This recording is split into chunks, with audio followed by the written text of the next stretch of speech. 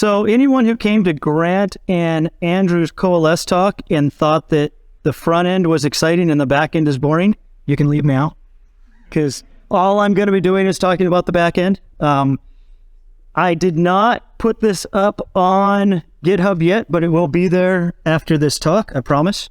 But yeah, Microsoft has made some improvements to the minimal APIs and also web API. So I'm going to kind of start off with the web API with controllers, show a couple of changes that they made there. I know one change is going to sound really weird, not because it's weird change. It's almost, you sit here and say, we got to core 7 and we've been doing web API for 7 versions, right? Minimal APIs, fine, came out in 6.0. But you'd think with the controller API, they'd be like, hey, these are usually used by JavaScript clients. Some of this stuff might need to happen a little sooner before version 7. But we are going to touch on a couple of things that they did there. And then we'll jump over to kind of get an idea of where we're at right now with the long term with the minimal API of 6.0. I'm not going to spend a whole lot of time there. And then we're going to dive into kind of what's new, what changes have been made that actually I really started liking with the minimal APIs. I think I might have to start writing more minimal API stuff than regular API stuff. So I am a big controller. I'm old school. I still do the controller APIs. So it's been fun trying to do the, hey, what is minimal API all about? Why would I want to use it? Stuff like that. So yeah, we're going to dive into that. So unlike a lot of people here, I am not starting, unlike a lot of my previous talks, I'm not starting from scratch. Mark, no, I do not have Zoom installed, so I knew that was going to come up already. But if you're sitting up in the front, you can actually see I've got 3 projects. So starting from bottom to top, I've got a web API controllers. This is a .NET 7 web API controllers. It's basically got all my boilerplate logic. It's kind of my starting point of where I'm going to be taking the rest of these controllers. The next one up above is a minimal API using .NET 6, and we will be taking a look at that. It's an exact port of what I've got with the controller version, just using the minimal APIs in .NET 6, so that we can then eventually start writing. I've got some basic stuff in here, but with regard to the minimal API, the top project, that's a V7 project. That's the one we're really going to be spending a lot of time on throughout this. So every single project, I know I probably should have refactored this out and used common pieces, because every single project has the exact same to-do class. I've just copied it 3 times because I was bored. And every single project has this application DB context that looks exactly the same in all 3 projects. So I won't touch on these a whole lot, just because they're not any different. But I do want to point out just a couple of things right now around, well, in fact, I've got this guy ready to go. Let's open up our program CS. There's not much that I have done here modified out of the box from what they do. So the only stuff I've really done is I've added my DB context so that we can actually hit a database. And then I sit here and make sure that my database, because I'm not using it in memory because I didn't want to lose my data every single time I start it up. So I am just using a local SQLite database. And then down at the bottom, I'm even too lazy to do migrations. I'm just doing the whole ensure created so that my database gets created. We're not making any data model changes or anything like that. So let's just fire this thing up and see what we get.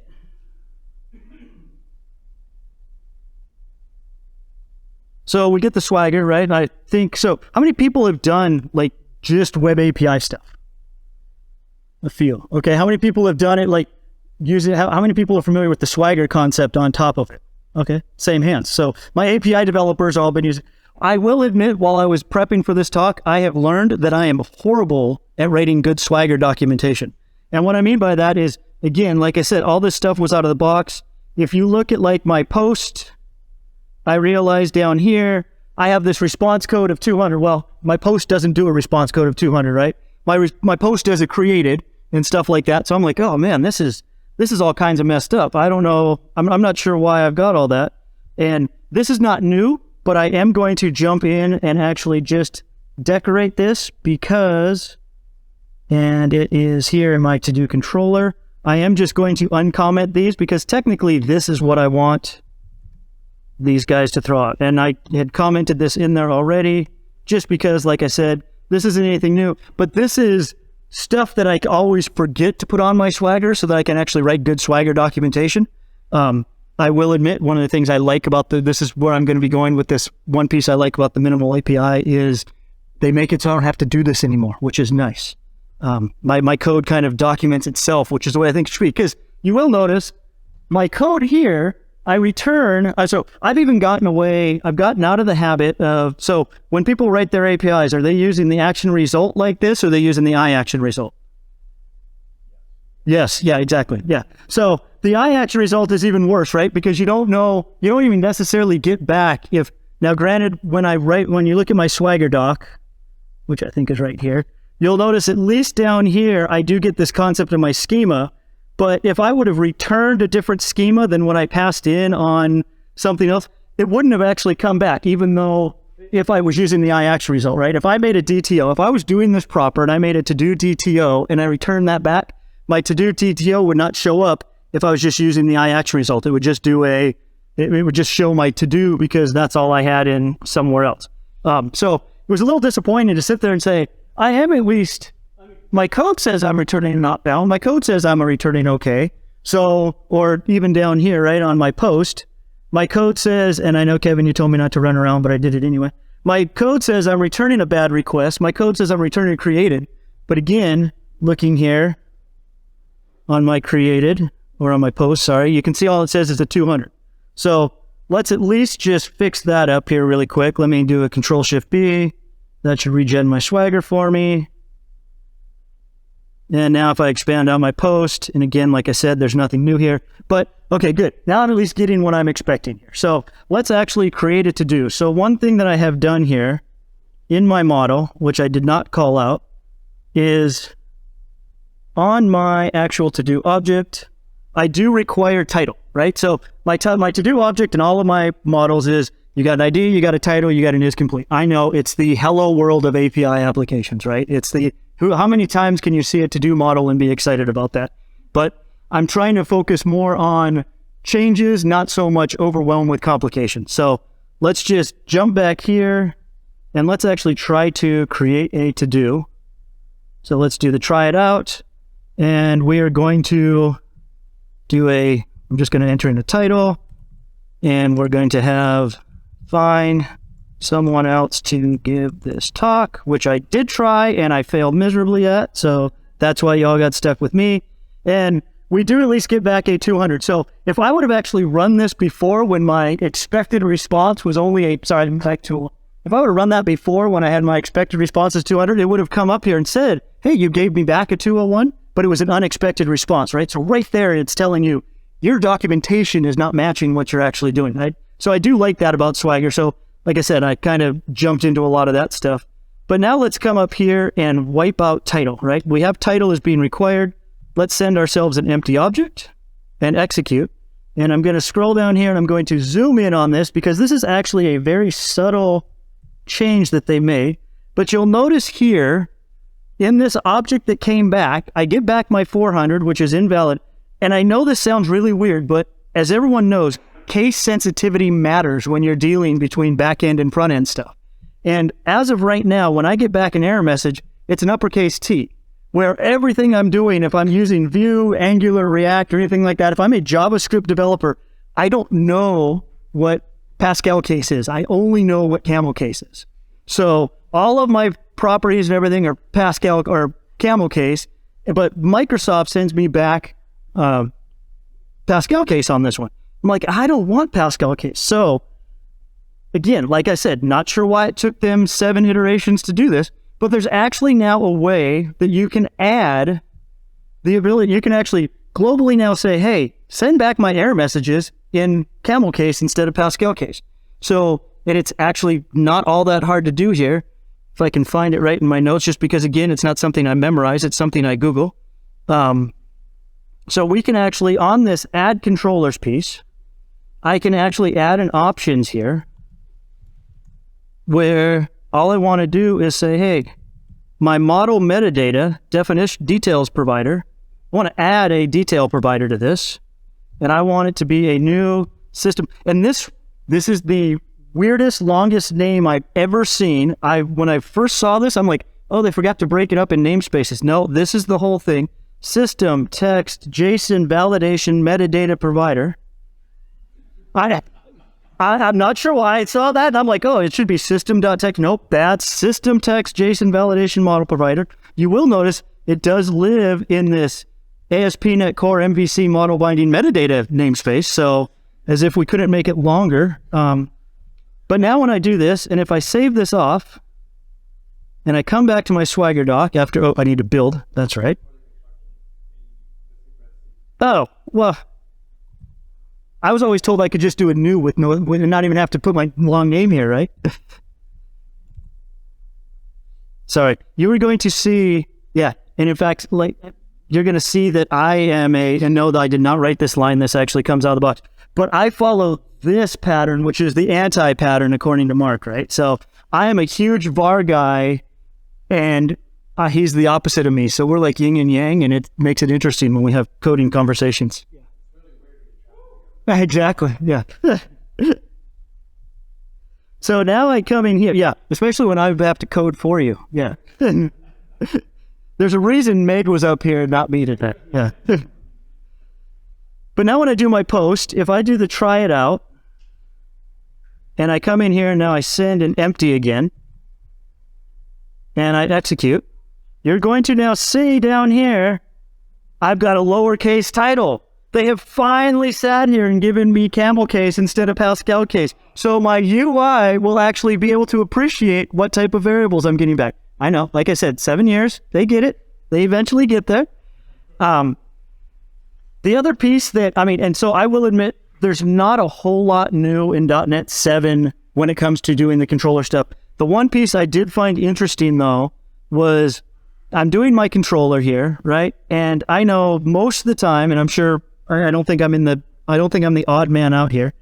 When I am doing dependency injection, I always do it, when I'm using the controller, I always do it up here in my constructor, right? I do the constructor dependency injection, I call it good, because old school was if I wanted to actually do it down here, I had to do from services, application, DB, context, DB, context, right? I had to do this from services thing. Well, .NET 7, now, I guess they probably learned a little bit from their minimal API. The one thing they did right with minimal API in version 6, or version 1 of minimal API, but .NET 6, was they figured out how to do dependency injection without having to sit there and say, oh, by the way, call this one from services. There is a way to disable it. So if for some reason you have named a class or a variable that you're trying to pass in that is not supposed to come from dependency injection, you can disable that feature so that you have to say, hey, from services. But if you want to, if you're not doing that, I can now come in here and I can, just so you guys know I'm not a liar, I can come in here, comment out all my DB text, DB context. I should have named this the same, and actually, you know what? I'm going to cheat and do that. I know I will never name my variables that, I promise, but just for sanity's sake here, let's do this. Let's do this. Let's save that off. Let's build it. As far as I know, no, it does not. I've always made it the first argument, but I don't believe it does. Kevin, yeah. Oh, sorry. Yeah, you told me. You're like, hey, if you don't repeat the question, I'm going to nag you. Yeah. So the question was, does it have to be the first argument? I don't think it does. We can find out here really quick. But now if I come and do my get and I say my try it out and I execute, I should still have my 1 in there. So yes, we do still have the find someone else to give this talk, right? So they have gotten rid of the need of needing to do the from services, which is very similar as we start to dive into the minimal API, that's what that already is doing. So I think it's interesting to see, I'm finding that they seem to be blending. They're kind of combining and they're getting closer and closer to minimal API, being able to do close or as much as the controller API. We're still not there yet. But it is kind of minimal API is getting closer, and then they're finding good things that they did in minimal API and bringing them over into the controller version. So if you wanted to do parameter injection, like we basically always have to do with minimal API, you can do that. Now, just to do a quick test on Kelly's, I guess I can't do it on my get all because there's nothing to change up there. But let's do, whoops, not that one. let's do it here. Let's put the int in front. Oh, that's not what I want. Let's do a control V. There you go. I'm used to my Mac, so I'm hitting wrong keys here. Yeah. Yes, I do still program on a Mac. I know. Okay, so let's see. We did this one. I should be able to get back I need to try it out. If I hit the 1 here, I should be able to get something back, which I do. So no, it does not have to be the first one. It just has to be there. Yes. Yeah, and again, yes, if I do my 2 here, not that we're trying to test this out, I should throw back a 404 not found. And the good news is my response is I'm expecting either a 200 or a 404, so I don't get that unexpected piece. So that's all well and good. And that is, I know in a nutshell, that sounds weird, but that's really all they've really changed with ASP.NET Web API when you're looking at controller stuff. They made it so you're a little more front-end friendly, and they also sat there and said, hey, we're going to make it so we don't actually require you to type more information if you're trying to do parameter injection. So that being said, let's quit that guy. Any questions around that? I know there's like not a whole lot, so yeah. Let's set this one as my startup project. So now this is going to be, and we'll close this guy down for now. And I'm going to stop this so that I don't get 20 of these popping up. And now let's fire up just our minimal API v6. You're going to notice it's very similar, except for the fact that my database is empty again because I'm doing local databases. So let's blow this up just so we can see it. You'll notice here, if I do a get, the API is exactly the same, right? If I do my execute though, I get back nothing. Different project, a local database, so I'm getting a different database per project. So some of the pieces that were missing when it came to minimal API, and I know I asked this, minimal API people, anyone? It's kind of no hands a whole lot. Yeah, I don't blame you, because like I said, even I've read books, I've read blog articles, and they're like, this is not worth doing yet. So let's close this one down though. And I will admit I am kind of biased in how I structure my minimal APIs. I'm going to leave this controller open because one thing I do like about the controller version of the API is my file is in a different location, right? I mean, whenever you see these hello world to do API examples for the minimal, they put everything in program CS and immediately you kind of get into now I'm just going to get into a giant code bloat file.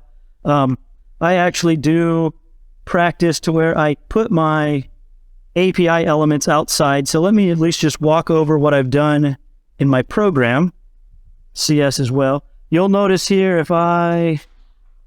as we look through here, not a whole lot is any different. Again, in fact, here, we'll blow this guy up. Program CS. Let's split screen, and I know I should know how to do this, but I don't. Just drag it. Can I just do that? Sorry. No. Oh, so you can just drag it and then just move it over like you do with Windows. Gotcha. Okay. So yeah, so you'll notice here on the left-hand side, on my left-hand side is the minimal API. On the right-hand side is the controller. You'll notice there's not a whole lot of difference. The big piece is the minimal API is missing obviously the add controllers because we're not using controllers, right? So what the motivation behind this was Microsoft, in case no one's been paying attention, has been really trying to make things faster and faster and faster and faster between every release, which means as they make things faster, yes, they're trying to improve their lower level pieces. But one of the pieces that I really liked about ASP.NET Core was it wasn't like ASP.NET, right? You didn't get everything in the kitchen sink when you said create a new application. You didn't get all that overhead. They made you sit there. It was a lot like, not to get berated here, it was a lot like Node.js in the days, right? You had to ask specifically for what you wanted. If you wanted to serve up files, you had to say, hey, let me serve up static files. Add that into my pipeline. If I wanted to serve up web pages, I needed to sit there and say, okay, add this. Let me add this concept of putting controllers into my pipeline, right? So the more that they can take out of their pipeline and get closer to the bare metal, the faster it's going to be. Now, yes, minimal APIs, I think I read something where one person, and I don't know what their requests per second were before, because they didn't really say, but they sat there, it must have been huge, because they sat there and said, switching over to minimal APIs only gave us 2,000 requests per second more.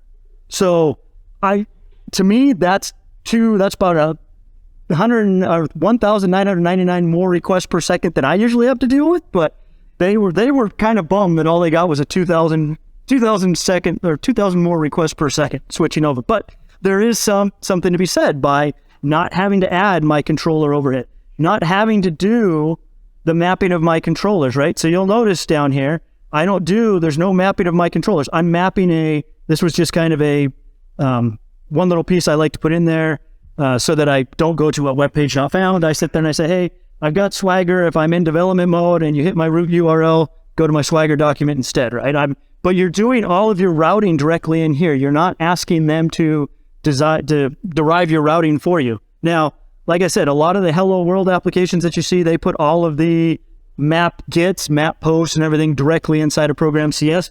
I don't like that. I do actually create an extension method so I can at least put them all out here. Now I'm going to close this guy down because that was pretty much the only difference between those two Program CSs. But so now I've got my map to-dos. Yes, I am still, so unit testing people can throw tomatoes now, or tomatoes, however you want to say it, can throw that now. Right now, this is definitely not unit testable, right? If I really wanted to do the unit testing on this, I would have to do what Grant kind of mentioned, spin up that test web app, which is actually not that difficult to do. I don't have any examples of it here because I didn't necessarily look at unit testing, but you can do that. But right now, that's the only way to kind of test this, right? I'm doing Lambda functions. I apologize if you wanted to talk on unit test on how to do this.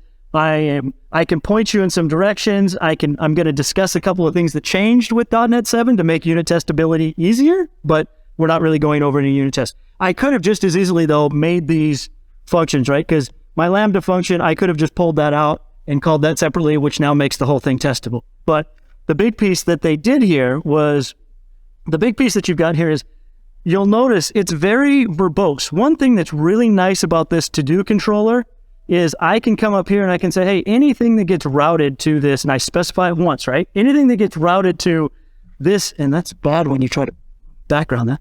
It tries to go to API / the name of my controller, which is to-do. I'm going to execute stuff in here, right? And so then I've got my gets, and so it's your functionality is basically based off of these attributes. You're all doing that.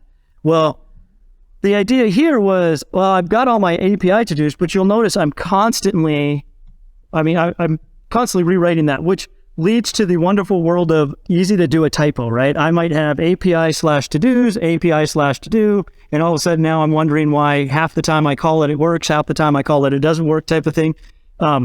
This was one of the downsides that they had with regards to ASP.NET or minimal API in v6. The other downside was, you'll notice here, here I'm actually returning back. If you played nicely and all you wanted to always return back was an OK with your object, you just had to do this. And this would always then return back your object wrapped in an OK, which is great. Except now what happens when you want to get into this map get, where I'm trying to find something and I want to have that same behavior I had in my other one, right? If I can't find it, I want to return a 404. If I can find it, I want to return a 200. Same type of idea down here. If you pass me in nothing, I want to say, hey, this was a bad request. If you pass me in something that's good, I want to pass you back a created. I can still pass all of that back, but if you notice here, when I look at this, I don't have a way of documenting that again when I come to Swagger. I'm going to take this down just a hair. I'm assuming that, can people still see that? Is that still, okay, good. You'll notice here, I get for my get by or for my get all, I get a 200. That's expected. That's what we have. But now for my post, my response is 200. For my get by ID, my response is 200. And there's no way to come in here. And I can't sit here and do expected. I can't do that whole piece that I got to do on the other one, right? There's no way for me to document. The Open API documentation on this really stunk. And the only thing that you could return back if you were going to try to do something was I could return back a task iResult. There was no concept of an action result, right? We used to have the iAction result that didn't give us a whole lot, but the best I can do in 6.0 is return back a iAction result. That's all they gave me. The big problem here too was this, and I guess I know I don't have zoom it, but if you could read that, this actually returns, yes, it does return an iResult, but the backing behind that is a results.notfound. But that results class was private. So if you wanted to write a unit test, if I extracted this code out and I wanted to write a unit test around it and say, by the way, was my result that came back a results.ok, and did it have a to-do object in it? You could never do that because all you could get back was an iResult. You had no way to access these result pieces here. So what they've done in 7.0, and I can close this guy up. I'm going to start this one now. Let's set a startup project. And now this one, so my 7.0 has nothing in it. I've got my program CS where I'm doing this. You can see it's actually, in fact, here, if I run this, this is the true Hello World application. There we go. There's your minimal API Hello World out of the box application, right? I've got my database wired up to it and stuff like that. But here's where we're actually going to start taking what we've got from our, and I'm going to steal it. I'm going to take what I've got here in my to-do API and move it up here to my minimal API. And we're going to start to, let me fix my namespace just so I can find stuff there. We're going to get rid of that namespace. And we're going to now take this, and now if I run this, if I do a Control-Shift-P, oh, I need to fix my, it's not going to do anything yet because I need to change up this. Let's map my to-dos so that I'm not just doing a map.get. And now let's build that. And let's see what I closed it down, didn't I? Or it didn't like me. Okay. Oh, let's just get, I probably closed it down. So here's now my minimal. So you can see it's now my minimal API net 6. It's my minimal API. And yes, this one is still just as boring on, in fact, I'll open up post because we know Git's going to give me the right thing. But you'll notice here, again, my post is sitting there and saying, hey, my expected response code is 200. And that makes sense. I haven't done anything. Now, they didn't make it so that I can come in and actually decorate my to-do API any better than I could before with regards to the data annotations. This is what I like now, though, is my code now becomes my documentation.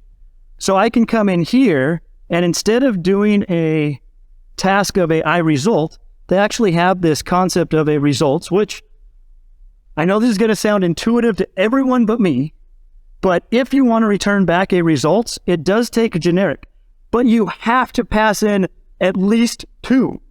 You can't sit here and say, I want to do I can't do a task results. Okay. It's going to sit there and complain saying, hey, there is no non-generic cannot be used with type arguments, and which is like the most odd error message to me because I'm like, what do you mean it can't be used with type arguments? But yeah, it just does not play well unless you have more than one. So we want to sit here and do I want to say, hey, I can return a not found and I can return an okay with a to do.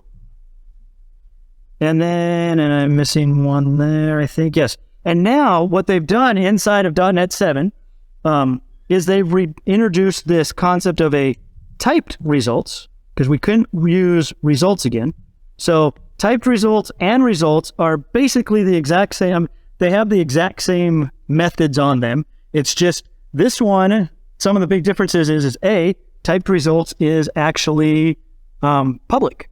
So now you could, if I were to extract this out into a method, I could sit there and say, hey, when I call this method explicitly, right? Because there's 2 ways that people sit there and say how you should unit test an API. First off, everyone will say, don't have your logic in the API to begin with. Just let it pass things through. Then you don't have to worry about testing your API.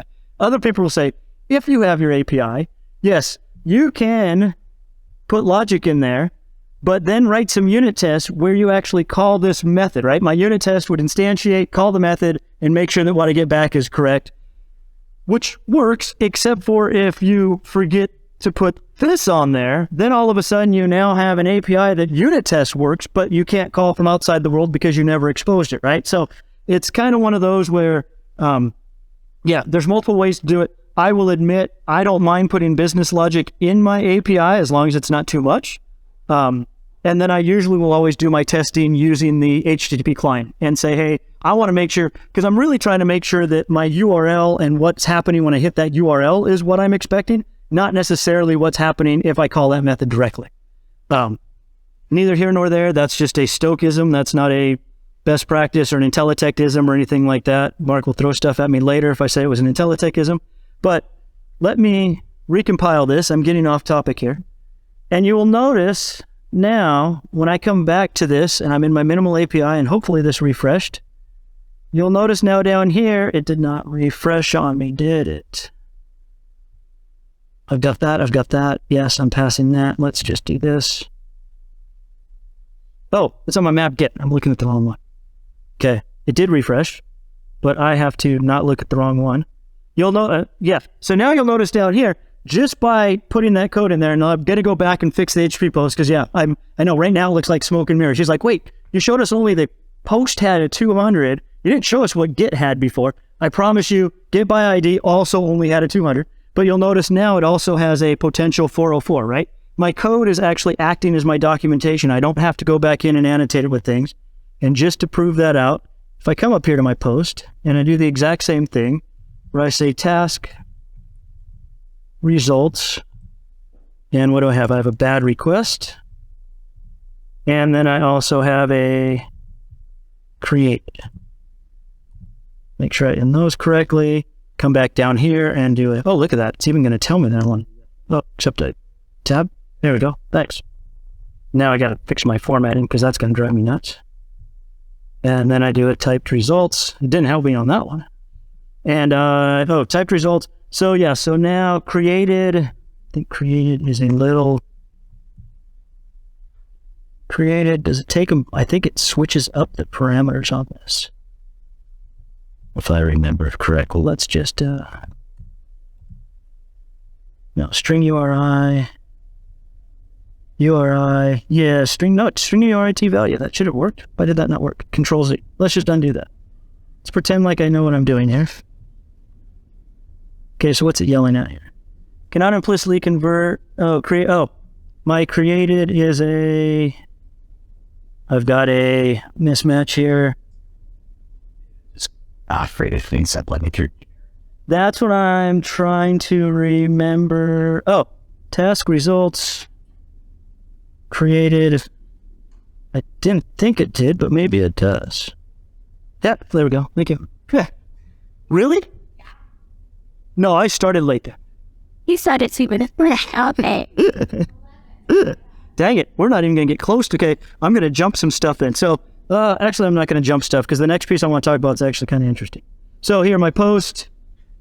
I know. It's not like, nothing else has been interesting, by the way, just so you guys know. I wasted 35 minutes of your time here. So now you can see, yes, the post now has the created and the bad request, right? So I'm documenting my code automatically. Now as a bad developer, I don't have to remember to add all my annotations. Right there, I start to go, hey, this minimal API stuff, that's kind of cool. But let's also take it to another level, because one thing I don't like is how verbose I have to get here. If I come over here, now I'm just going to type really, really fast. That was my add exception handling. We're good there. Okay, so I now have this concept. One thing that they introduced here is this concept of route grouping. So I'm going to change my extension method here. We've got a route group handler here, or route group builder, sorry. That's the one I want. And then it's actually going to take in an endpoint route builder. Yes. Okay. So I've got that. Now, what this allows me to do is very much like I had with my task controller. I can come in here and I can say var route equals builder dot map group, right? Yes, builder dot map group. And now I can do a -API -to do. So I'm now at the top saying, hey, I'm creating a group that is going to fall under this. And so now I can come down here on my route. I can come in, and if I just change these all to route, and I'm going to return my route, I can now come in here and have a slash. I can come in here and have that, and I can come in here and have a slash. So I'm now getting back to everything that's falling into this route group.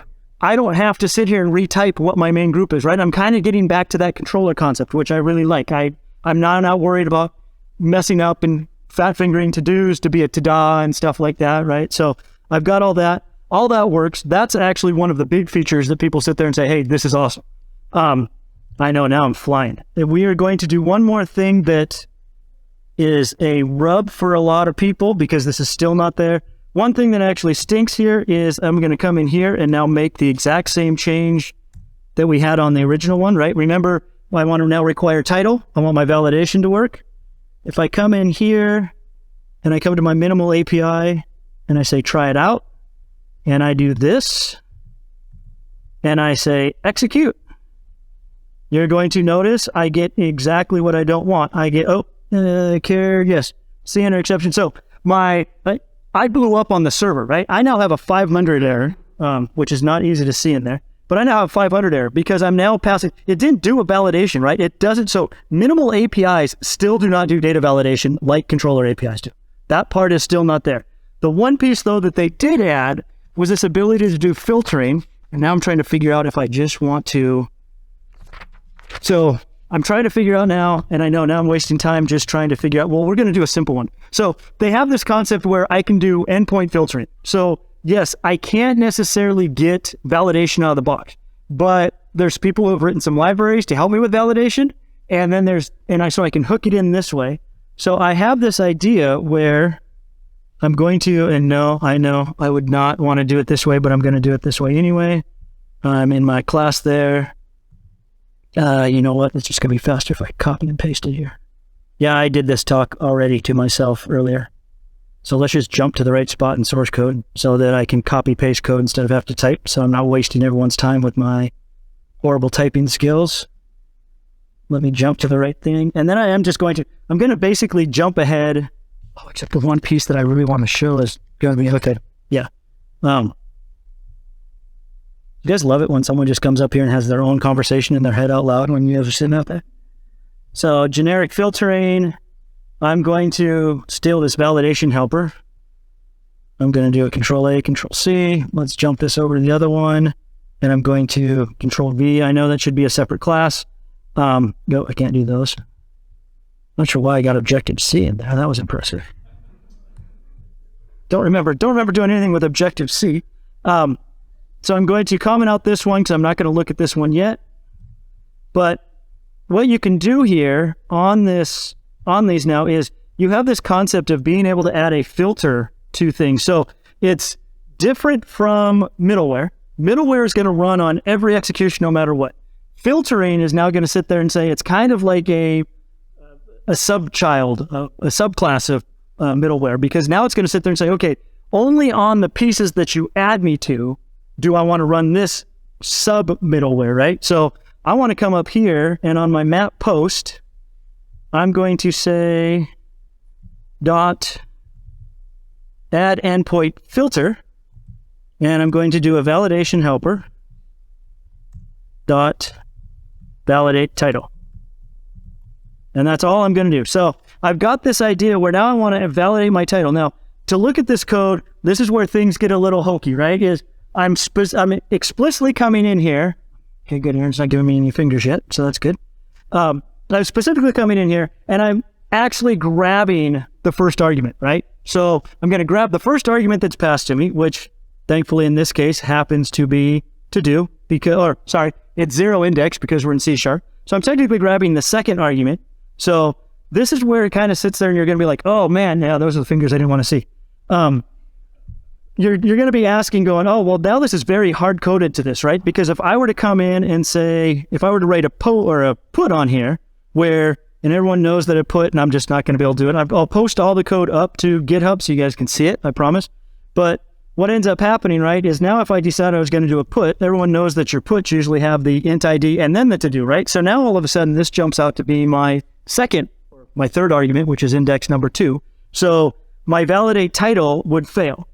what you can do, and what I thought was the intuitive way of doing this, was to write something like this that then sat there and said, oh, you know what? Okay, instead of hard coding to try to actually get the exact argument, I'm going to iterate over all of the arguments that I get and say, if it happens to be a to-do, okay, now I'm going to validate title, right? And so this is the way today that you have to do data validation, unfortunately. But at the same time, and like I said, the code will get posted because there's no way I'm going to get it typed up in 5 minutes, and I don't have it in my piece right now. This is actually the wrong way to do it as well. You don't want to necessarily do this because, again, like I said, well, I take that back. You can do it that way, assuming you want to add that endpoint filter to just the ones in particular that you're looking for. But ideally, I'd be able to come up here and if I do a Control X, I can sit there and say, hey, on my group, I want to run this endpoint filter every time, right? So I'm now going to run this endpoint filter, but the issue is that means that endpoint filter is going to run even when I don't have it to do. It's not going to do anything because all I'm going to do is I'm going to loop through all my arguments and say, do you have it to do? No, you don't. And I'm going to continue on. But we're going with minimal APIs so that we can be faster. And then we're going to sit here and say, okay, here's some overhead that you don't have to do. You'll notice inside of this, they also have this concept of a factory, which now I don't abide by that signature, but you can actually add a filter factory, which at runtime, as it's building up your code, so as it's kind of sitting there, and it's not a compile time thing, but at runtime, when it first kind of pulls everything in, it's going to look at this factory, and you can actually write code that sits there and says, hey, does this route handler meet the criteria that I'm looking for? If it doesn't, it will not put the attribute, it will not try to sit there and do an endpoint filter on it. It won't apply it. So you kind of get this almost like a two-stage, right? Code's going to compile, and then at runtime, it's going to sit there and say, oh, by the way, I'm going to take a little extra step to figure out what middleware do I really need to add to which endpoint. And if you don't meet the criteria, I'm not going to attack that endpoint. I'm not going to attack that middleware onto it. I won't attach that filter onto it. So you get to bypass all that. And like I said, I do have the code. It's right here in paper if you guys want to copy. Just kidding. I will get it posted up there. But yeah, so there's a better way of doing it than always looking for, hey, do I have that property? Do I have that property? It takes care of it for you the first time it kind of jits it and says, oh, here's what I need to do. So again, we're staying in a very slim way. And yes, there are some great examples of people that are using like min validation, because that right now I didn't implement. I was just trying to kind of show the idea of how you do the filtering. But through using this library called min validation, it kind of allows you now to go back and use those required data attributes and stuff like that. You have to write your own little filter to use the min validation, but people are coming up with ways to say, okay, well, Microsoft hasn't quite put this in there yet. And I think a lot of it has to do with, they don't know exactly how they want to implement this. So, because they're trying to say, hey, again, we're trying to make it as slim as possible, give you only what you want. But yeah, so that's, so I'm trying to think, did I hit? Grant says he doesn't need to talk that much. Since when? Okay, okay, we'll see what we can do. Let me add this. I'm going to, because I've got this now in a broken state, let's Control Z. Let's at least just get this guy going. Okay, endpoint. I know that's going to work. We'll get rid of this. Okay, I'm at least now not in a broken state. I'll have some validation. In fact, here I can validate the title. We can actually run that. So if I do a post now, and I do a try it out, and I now try to send it an empty, because now remember, I've only put this now, I went back to that exact endpoint and said, hey, here's the filter. If I execute that now, I ideally will not get a 500. I get a 400, title is required, right? So I ran my filter, so I'm able to get validation, which again, you couldn't even do this in 6.0. There was really no way to kind of do this interception like this. So the filters were a big part. People like map groups and filters are the big piece that were really awesome. The one piece I do want to touch on, because as an API developer, it's one thing that kills me every time I have to do it, and I'm going to do a true copy paste to this one, is authentication. Trying to now put something in where I require authentication and I want to test it in Swagger, right? And so a lot of times like, oh, I need to generate my token, I need to do all this stuff. Well, Microsoft did come up with a nice little way to help us with that. I'm in the wrong branch here. Let me get to my add authentication branch. A lot of this is just Swagger stuff to make this work correctly. So let me do that first. This has absolutely nothing to do with the code that we want to run. This is just to make Swagger happy so that it will pass the information that we need. I want to override that Swagger gen. This is just so it's going to hand me my bearer token when I actually pass it. But now I do want to come and we're going to add some middleware. So we're going to add, you'll notice on my guy over here, I do not have any authentication. So let's add some authorization. We're going to do a bear. Oh, that's right. What's my library that I need? I need this guy. Authentication job bear. I want that one. Control C. Jump over here. Oh, you know what? We'll just do it easier this way. We'll see how fast the internet is here. Manage NuGet. Installed browse. Come on. Oh, good. Okay, download. Well, that's running in the background. Oh, yeah, I accept. Okay, good. We've got that. So I'm basically just coming in. I'm saying, hey, I want to add some authorization. We're going to make it a bearer token. And then I do need to come down here. And after this guy, I need to say app.use, I think it's authorization. I can never remember what the magic one was. So let me double check. Because I think I just want authorization, not authentication. Yes, use authorization. So now I can come over here. And let's say I'm going to build that, make sure it all builds. Yes, we're golden. Now on my to-do API, I think I'm on the right one. Yes, I am. I can say, hey, I'm going to add that endpoint filter. And by the way, for this guy, I want to require authorization. So I'm going to validate my title, and I'm going to make sure that I have authorization on this one. Which now means that when I run this, you'll notice that my Swagger, I now have this concept of, hey, I can now unlock, because if I try to come in here and post, try it out, and we're just going to have a wonderful title of string. In fact, we can leave it even like that. Let's just, oh, I can't do that. Let's do that. Let's post it. It is going to come back. And now this is one piece that I have not figured out, even though I tried to add it in there.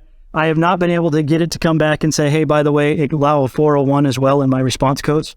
It never honored that. But you'll notice here, yes, I got a 401. It's saying, hey, you're not authenticated. So I need to sit there and get a token. Well, how do you easily get a token on this? You really don't until, yeah, see, I've got a ton of windows open there. LS, where am I? Source. Min, yes. PWD, just make sure I'm in the right one. Yes, I am. Okay, so Microsoft in .NET 7 came out with a, where's it? I know I've got my notes here. Yes. This concept, so I have to be in the project that I want to work it in, but if I do a .NET and I can do this user jots, and I don't want clear for people in the back that may or may not be able to see that. I want to do a create. And so what this is going to do is this is going to create a, okay, I can be done by then. This is going to create a, well, I don't have to. I can talk over Grant. I'm louder than he is. This is going to create a user jot token for this project, right? So now I can sit here and I can do a create on this guy. And yes, you would want to copy this. So I didn't put my glasses on today, so that's really blurry. I hope that's not blurry to anyone else. But if I put on my glasses, I can't see this. So I've got my token here, right? So now I can sit here and I can copy my token. And if I come over here and I say my value on this guy is, oh, you know what? I bet you I'm going to have to do a rebuild. Let's do that. Because what happens here is, in full disclosure, what happened here was it actually modified my app settings.development when I created that. And it gave me this extra entry. This authentication entry was not in there before. So what it's saying is hey, these are the valid URLs for a token that you've got, and this is your valid issuer. So it's doing stuff behind the scenes, right? But I think I need to rerun my application so that my Swagger knows that it can actually use that. So now I can come back up here to Swagger, and I can paste that token in here, and I can authorize it. Let's close down that window. And now when I come down and I post my to-do, let's try it out. And let's execute it. You will notice I now get back my 201, my ID of 1, string true. I can come up here. This one doesn't need auth, but we're already auth. So if I go and pull all of them, I can get it back. Now, one thing that's nice about that token too is that's not just a Swagger thing, right? I could have gone into Fiddler, Insomnia, whatever your tool of choice is, curl, and as long as I add that bearer token, it's going to sit there and work, right? So it's a very easy way for you to get a valid bearer token so that you can actually test your applications or test your APIs if you wanted to do something like that. And I think this cert's good for, I looked at it once. There's a way to look at what your certs do. It's good for like 3 months. So, and it hangs on to it. Same place it hangs on to your user secrets. So it's not something that's going to get checked in. Yes, this part, potentially your app settings.json development will get checked in, but your token itself gets saved off with your user secrets, same way that Microsoft stores all that other stuff. So that you have no worry about getting pushed into source code control. Okay, I apologize for the fire hose right there at the end, but any questions? Sweet. I bored everyone. Grant, your turn. He's